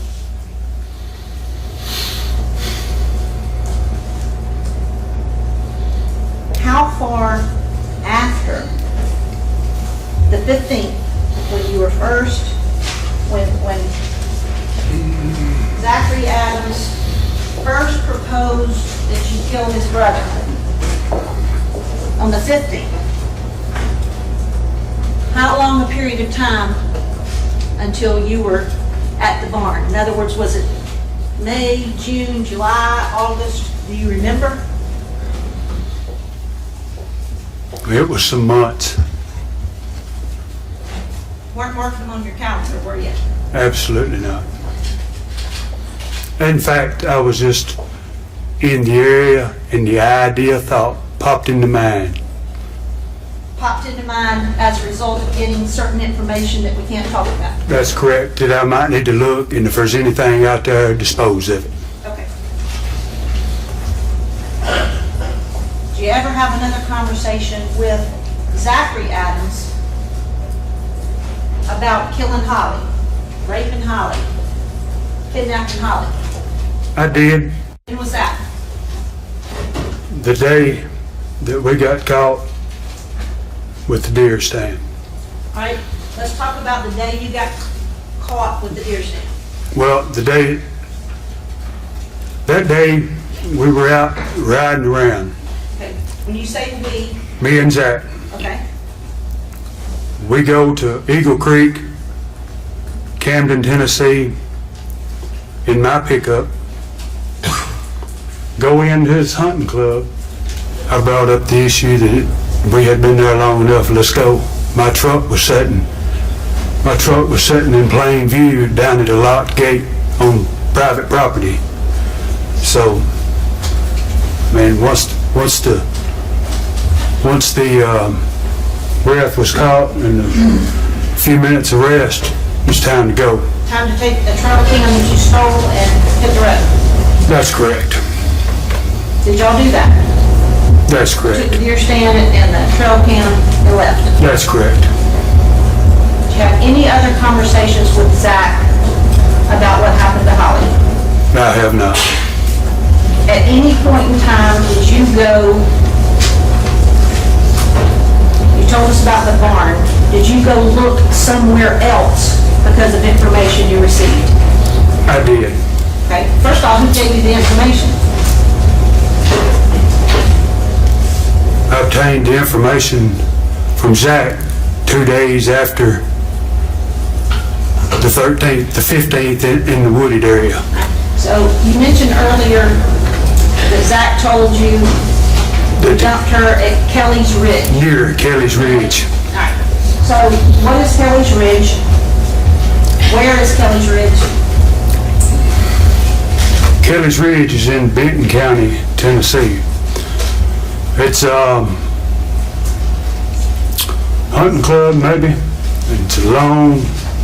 There's a gate there and a great road that runs down through the property for a long ways. I mean, it's just backwoods, as far as you know, for a long ways. Yeah. At some point, did you go to Kelly's Ridge? I did. Tried to. I tried. I come through there one day and I noticed some birds sitting near a pond bank. I mean, like sparrows or some other kind of bird? Buzzards. Buzzards. Well, this was within a week of the disappearance. Okay.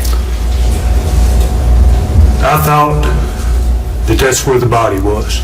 So I stopped at the house and asked the people, could I go Let's to... slow down.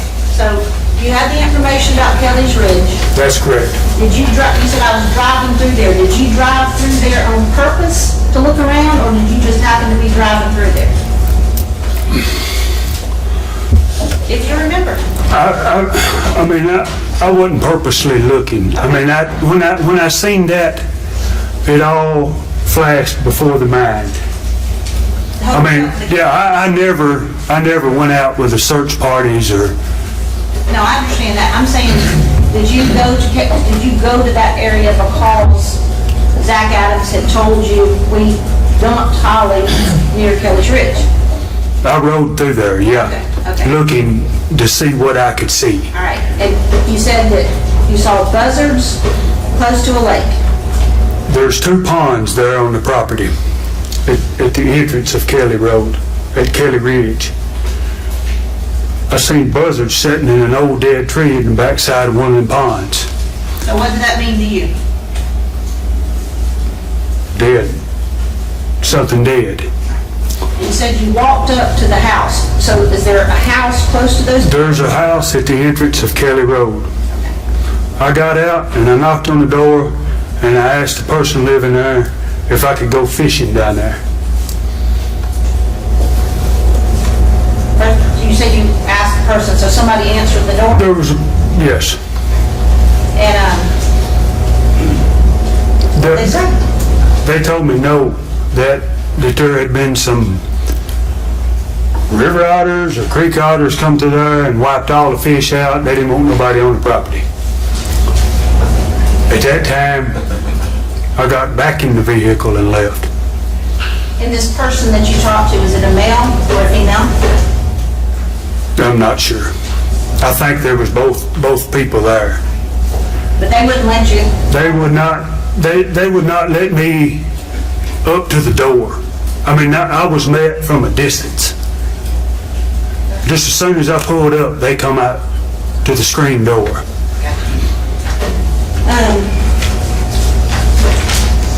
May I have one moment, Your Honor?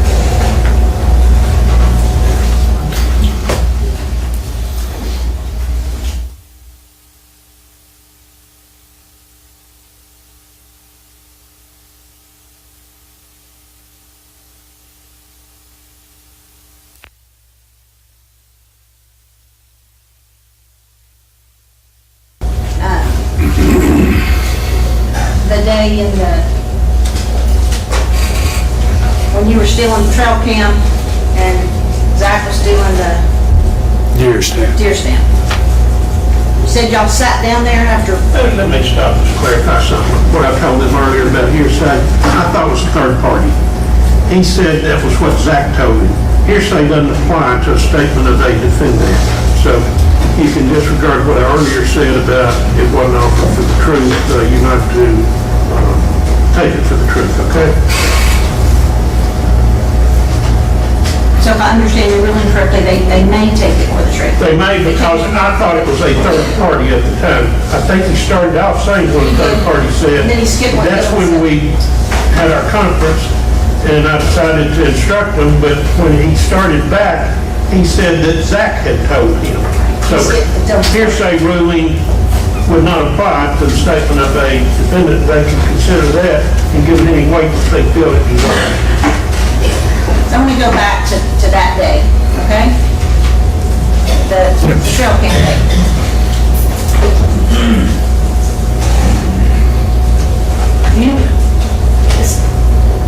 Before our bench conference, you started to tell the jury what you said to Zach.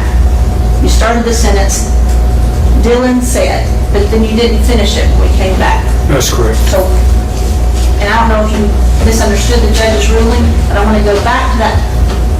Tell the jury exactly what you told Zach. I asked him, You started it with Dylan said. that's correct. Okay. That's the part that I'm asking about. Dylan said, Now, I don't want what Dylan said, though. But this is what he said to Zach. This is what the conference. Oh. I'm telling him. Dylan said so-and-so. Yes. That's correct. Yes. And so we don't need to go into what Dylan said, but then you said Zach had said so-and-so. It's two different things, Judge. And we haven't gone over the part that we had the conference about. It does need the curative All instruction. right. Is it something that someone other than the defendant said, it's not offered for the truth of that statement? And you cannot consider it for the truth of that statement. It's to simply show what transpired thereafter. We don't need to hear what Dylan said because Zach, he says what Zach said and he explained the statement. What Dylan said is irrelevant unless we're offering it for the truth. I think they're offering it for what Zach said But we know what thereafter. Zach said. We know what Zach said. Zach says, Clint. I made my ruling. Thank you.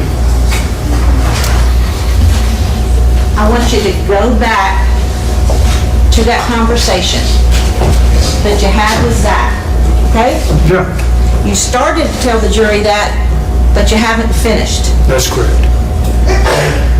You said, I looked at Zach and I said, Zach, Yeah, Dylan said, and then we had an objection. That's So I right. want you to finish that statement. We also had Crawford issues, Your Honor.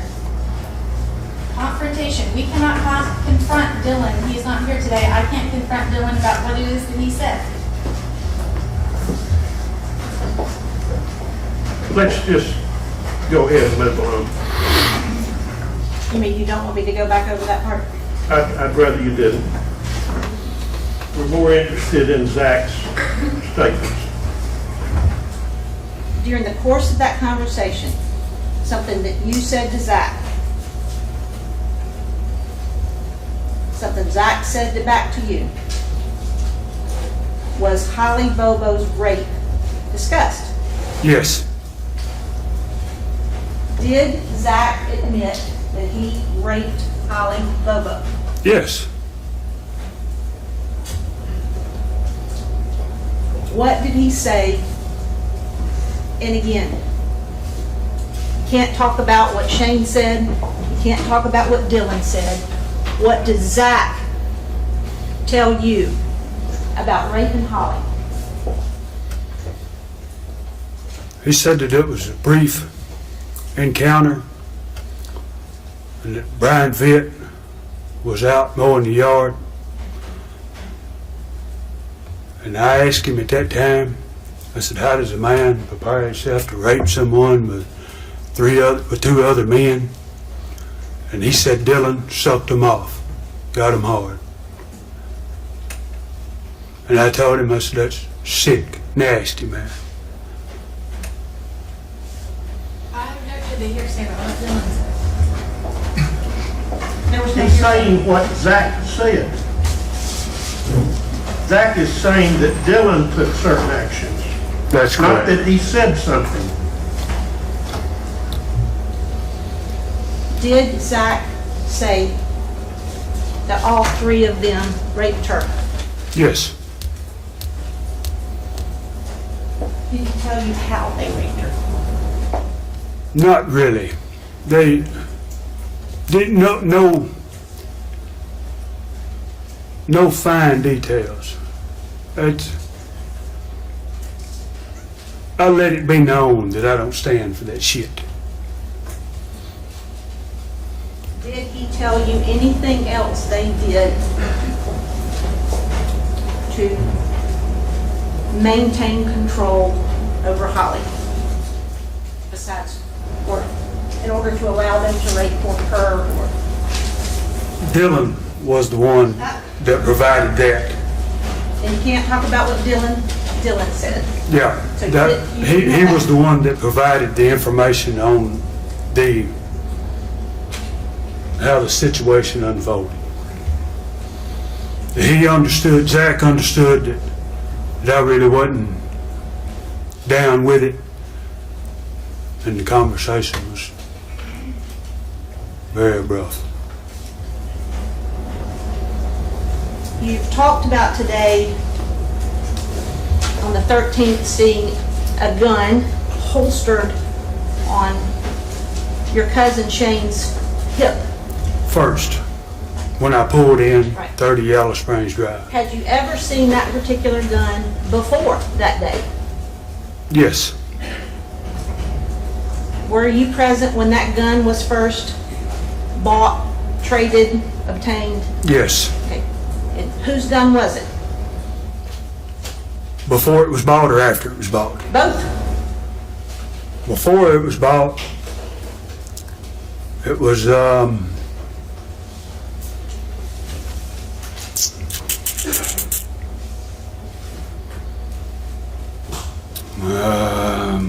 Don't remember, you don't remember? I don't remember his name. Okay. Were you present when it was purchased? I was. And who purchased it? Shane. Right. And between the time he purchased it and the next time you saw it, or, excuse me, between the time he purchased it and the 13th, had you seen it any other times? I had not. I only seen it the day it was purchased. I had no actions of the gun, other than just watching the transaction, just a brief transaction. Shane had a lot of guns, didn't he? That's correct. I want to show you a gun.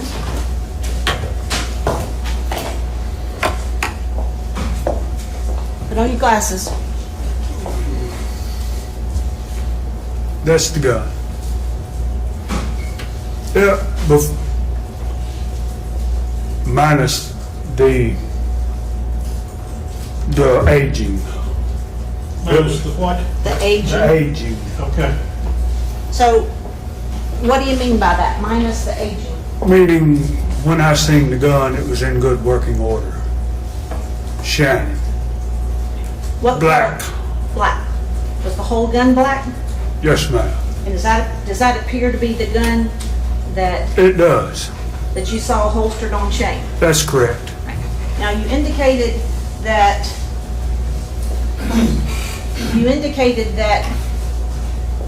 when you left Shane's trailer, when you left, you pulled out, Shane had the gun on his hip. That's correct. When's the next time that you saw this gun? When I got in the Nissan Frontier 4x4 laying in the driver's side floorboard, Car driven by whom? Mr. Adams. And after seeing it at the floorboard, when's the next time that you saw that gun? In his hand right before he shot her. And after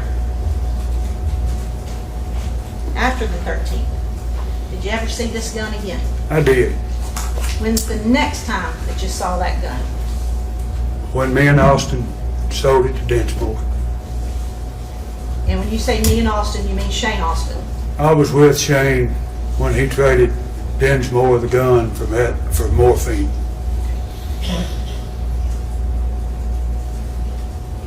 And that was later on that same summer. It was approximately 4 to 5 months after the incident. Your Honor, at this time I'm going to ask that the gun be marked as the next numbered exhibit. And Page 180, is that where we are?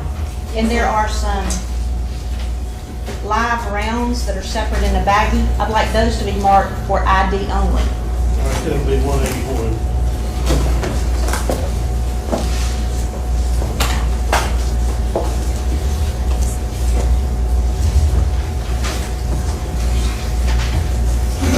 In the weeks and months that followed Holly's disappearance, because at that time nobody knew where she was, were you questioned by law enforcement, like actually beginning in July of the same year? I was. And were you questioned on more than one occasion? I was. 2 times, Yes, ma'am. at least? At least. In addition to being questioned by law enforcement, were you questioned by Karen Bobo? Yes, ma'am. Was her husband there? Yes, ma'am. During any of those interviews, either with the Bobo family, you see them here, don't you? Yes, ma'am. Any of those interviews, either the one by the Bobos or the 2 by the Bobos or law enforcement, did you ever tell the truth about what you knew? I did not. Why? That's probably pretty obvious, but why? One was self-preservation. Once. 2, I had family in it. 3, I had a relationship I was trying to save that I didn't want to get destroyed. You lied. Plain and simple. And after you were actually arrested for this crime, did you continue to lie? I did. Did you grant interviews? Did you grant interviews to the media? And let me say, before you were represented by Mike Scholl and Robert Harris. That's Did you correct. Who were your lawyers then? Mr. Fletcher Long and John Herbison. Were they aware that you were going to grant interviews to the media? They set it up, yeah, And you did that from the jail? from state prison through Channel 5. State prison, that's just where you're being held on this case, correct? That's correct. All right. And you're actually doing some time right now, aren't you, on something else? That's correct. 9. I believe it's 922G. Did you, in addition to granting interviews, and let me just ask you, did you proclaim your innocence of all knowledge to whoever happened to watch Channel 5? I did. I was told by Fletcher Long sent word. Objection, Your Honor. He can't say what Fletcher said. Let me ask you this. Was it your goal to proclaim your innocence? That's correct. Okay. And did you do that constantly? I did. Did you write letters to various people? I did. What did you say in your letters? That I did not kidnap, I did not rape, and I did not kill Miss Bobo. And I did not. But I lied and said that I didn't have no details to it. That was my next question. Did you kidnap her? I did not. Did you rape her? I did not. Did you kill her? I did not. You were involved in it though, weren't you? I was. And that's the part you lied about. That's correct. Did you write letters to all sorts of people with the knowledge, or not, that somebody was reading your mail? In the beginning, no, but it was determined shortly after. Meaning, after being there a month or so with correspondence with other people saying the letters had been opened, I figured it out. And that law enforcement or jail personnel Were scanning had a mail cover. They were reading everything you wrote, right? Had a subpoena on the mail scanning it. And so, did you, with that knowledge, continue to proclaim your absolute lack of knowledge about anything? I absolutely did. When you got, let me just ask, you have given this jury a lot of information today.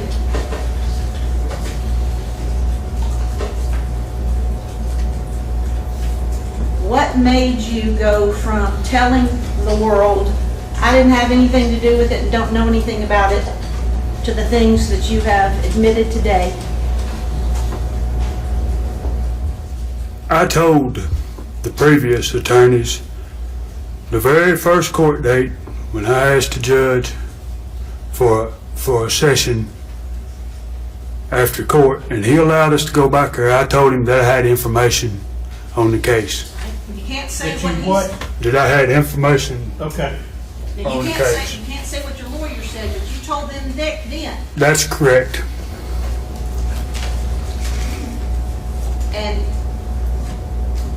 I don't want to go too deep into what what they said. But after giving those first lawyers the information, was anything set up between yourself or any requests made between yourself and the DAs that were assigned to the case at that time? There was not. When you got new lawyers, again, did the situation change? It did. Approximately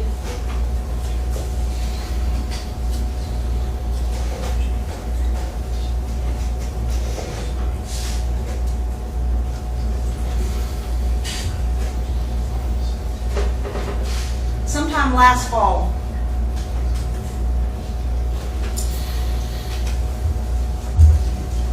did the situation change for you? There did. There was. And since that time, were you driven from state prison in Nashville to a location under the bridge with your lawyers, both present, Yes, ma'am. with Mr. Hagerman, Yes, ma'am. Mr. Ragland, Mr. Christensen, me? Yes, ma'am. And did you show all of us in the presence of law enforcement and TDI agents exactly what happened to Holly under the bridge on the 13th? I did.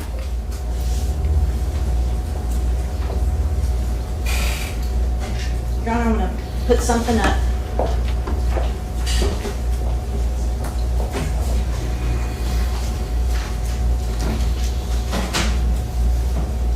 First of all, did I show you this map and this poster this morning?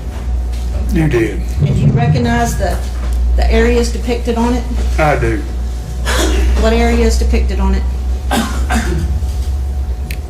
Interstate 40, the Tennessee River Bridge, the crime scene, the route there,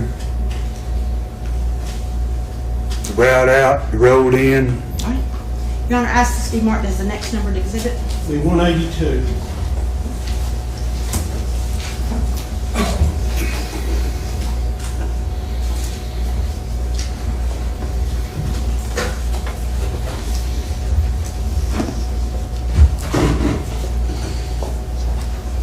And with the court's permission, And I also told the parties that post-trial, I want your big sketches. I want to substitute maybe an 8 by 10 of them. In other words, I don't want the clerk to have to, oh, after deliberation? yes. After the case is finally concluded, okay? Yes, sir. May Mr. Autry step down You again? may. sort of a tight squeeze, but we'll. Oh, I'm gonna get that.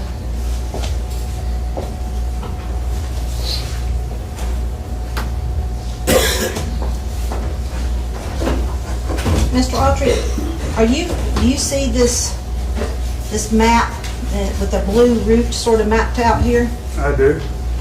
Sorry, I can't. You might need to come up there.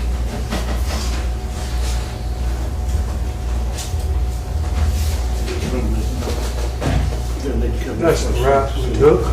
When you say this is a route we took, this is a route who took? Me and Zach, On what day? the 13th of April. Okay, where did you start? 30 Yellow Springs Road. Okay, and this doesn't appear to be exactly 30 Yellow Springs, but it's in this area, correct? That's correct. Okay? And show them the route that you all took. Use that so you're not blocking it. We traveled Hugh Road, Duck Farm Road. Can you step back a little further and still show it? I can, sir. Thank you. We traveled Hugh Road, Duck Farm Road, Dry Branch Road, Morgan Creek Road, Warren Hill Road, to the location right here. All right, now you are using keep your pointer there. You're using your pointer from where these red lines meet to the furthest right picture on the Yes, right this side. right here is this location right here. And the line goes to what? Pile of riprap. Show them where you backed the truck in, or where Zach Adams backed the truck in. Right here. All right, lean back just a little. All right, show again if you can. Right here. Is that where you shot her? That's correct, on that pile of riprap right there. And these other pictures This is the route in that we take that I showed y'all earlier. on the little one? That's correct. Okay. That's the bridge. This is where we looked down at the Sandy Bar in the Tennessee River. In fact, let's see. Right here is the actual. Right here is the actual river. Right here. Right there is the location where she was killed. Right there is the actual Tennessee River. This looks like the river right here, but that's not. That's a slough. It's on both sides. That's backwater. The actual river is right here. Is there a place or a picture on here that you can show the jury where your intention was to gut her and put her in the water? This location right here is the channel in this slough. The meaning channel meaning the deepest point. And that's where you were gonna put her. That's where he was gonna put her. Or we, however you want to say it. Right. That determining who was gonna do what was never made at that point. Understand. But that's where you guys were headed. That's correct. You can be seated.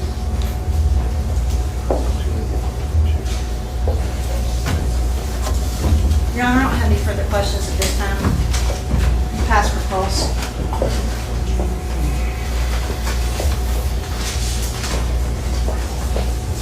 I'm assuming that you'll require some time for cross-examination. Yes, sir. All right, let's go ahead and take a break. Take 15, follow the rules I gave you at the outset, okay? Just right there for right now.